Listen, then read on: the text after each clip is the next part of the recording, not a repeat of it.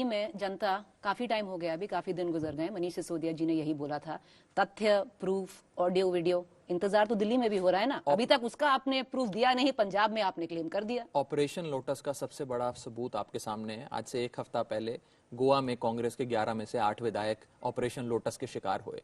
महाराष्ट्र की सरकार तो चली गई ऑपरेशन लोटस। हम मान ले कि वही दिल्ली में में हो रहा है, वही पंजाब में हो रहा है, पर उसका कोई प्रूफ नहीं है अभी तक। आप ये ना माने कि जो दिल्ली में हो रहा है वो पंजाब में, जो दिल्ली पंजाब में हो रहा है वही महाराष्ट्र में हो रहा है। महाराष्ट्र में ऑपरेशन लोटस सफल हुआ, कर्नाटका में सफल हुआ, मध्य प्रदेश में सफल हुआ। वहां कांग्रेस के एमएलए थे, वो बाजार में बैठते हैं, उनकी मंडी, जैसे जैसे मंडियों में जाकर आप सब्जी खरीदते हैं ऐसे आप कांग्रेस के विधायक खरीद सकते हैं। लेकिन आम आदमी पार्टी के विधायक अरविंद केजरीवाल के सच्चे वफादार सिपाही हैं, बिकने वाले नहीं है। इसीलिए ना दिल्ली में हमारा एक विधायक बिका, ना पंजाब में हमारा एक विधायक बिका। और आज दिल्ली और पंजाब में तो हमारे पास बहुत बहुमत है। आप वापस चलिए 2013 के चुनाव में, जब हमारे 28 विधायक पहली बार जीते थे। उस समय भाजपा के दिल्ली में 32 विधायक थे।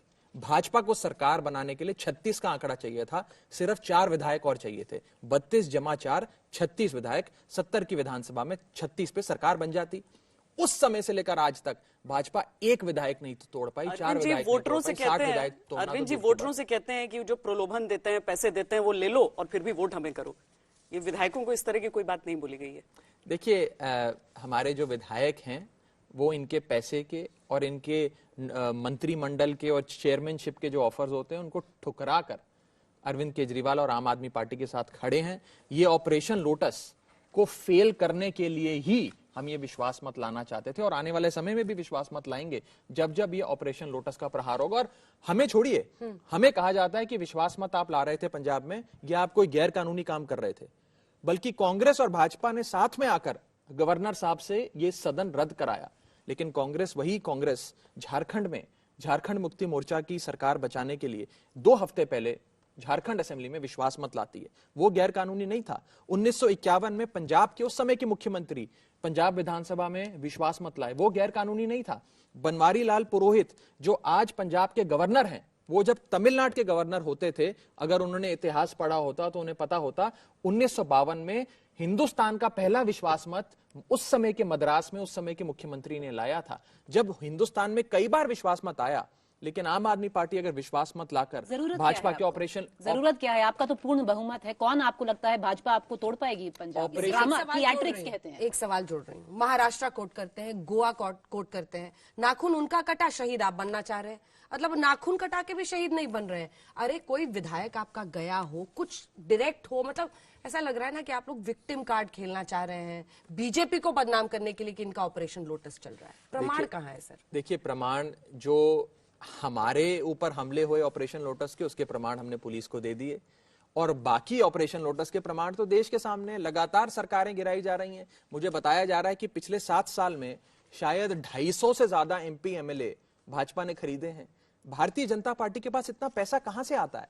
अगर एक विधायक को ये 20 से 25 करोड़ रुपए देने की बात करते हैं, तो आप सोचिए कितने हजारों करोड़ रुपए इनके पास हैं। ये पैसे रखे कहां हैं? और इन पैसों पे मनी लॉन्ड्रिंग एक्ट नहीं लगता, इन पैसों पे सीबीआई, ईडी, इनकम टैक्स को ये पैसे नजर नहीं आते हैं। इन पर क्यों नहीं कार्रवाई होती? कार्रवाई सिर्फ आम आदमी पार्टी पर होती है या विपक्ष के लोगों पर होती है। वही मुकुल रॉय, वही नारायण राणे, वही हेमंत बिस्व शर्मा, वही शुभेंदु अधिकारी जब विपक्ष की पार्टियों में होते हैं तो भाजपा उन पे भ्रष्टाचार के आरोप लगाती है। वो जब भाजपा में आ जाते हैं तो कहते हैं नहीं नहीं ये तो पाक साफ है, उनकी सारी कार्रवाइयां रुक जाती हैं।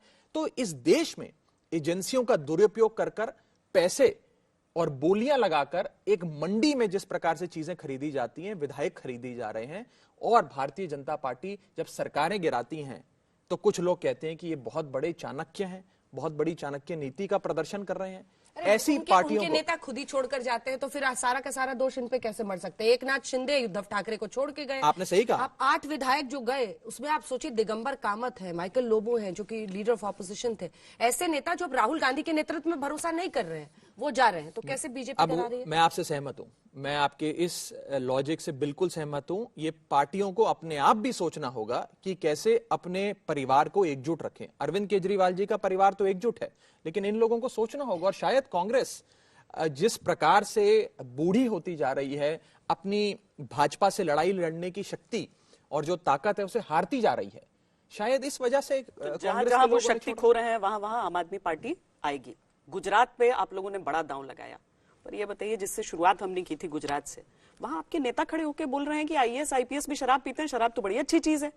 માત્ર ગુજરાતમાં 6.5 કરોડની વસ્તી છે, એમાં દારૂબંધી છે, એટલે સાબિત થઈ જાય છે કે દારૂ ખરાબ નથી, દારૂ ખરાબ નથી, પણ દારૂ આપણને પી જાય છે, આપણે દારૂને પીવાનો છે મિત્રો, જે આપણે દારૂ પીએ ને તો દારૂ ખરાબ નથી, પણ દારૂ આપણને પી જાય છે, આટલો જ પ્રોબ્લેમ છે, બાકી તાકાત હોય તો દારૂ પીઓ। देखिए गुजरात की जहां तक बात है, मेरी पार्टी ने मुझे गुजरात का सह प्रभार भी सौंपा है। गुजरात में पिछले 27 साल से भारतीय जनता पार्टी की सरकार है। 27 साल से लोग ऊब गए हैं भाजपा से, भाजपा के शासन से। मैं आपको एक एग्जांपल देता हूं। मैं युवा हूं, युवा पीढ़ी से ताल्लुक रखता हूं।